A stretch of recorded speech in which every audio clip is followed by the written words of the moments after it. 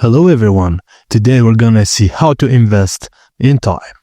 Firstly, set clear goals. Define what you want to achieve in different areas of life like career, health, relationships, or hobbies. Prioritize tasks that align with your long-term vision. Also, eliminate time wasters. Identify distractions as social media, unnecessary meetings, or mindless scrolling. Use tools like screen time trackers or website blockers to limit distractions. Apply the 80/20 rule. 80% of results come from 20% of efforts. Find and focus on those key tasks. Work on skills and projects that create lasting value like learning, networking, or fitness. Also, importantly, use time management techniques like Pomodoro techniques, 25 minutes work sprints, 5-minute break.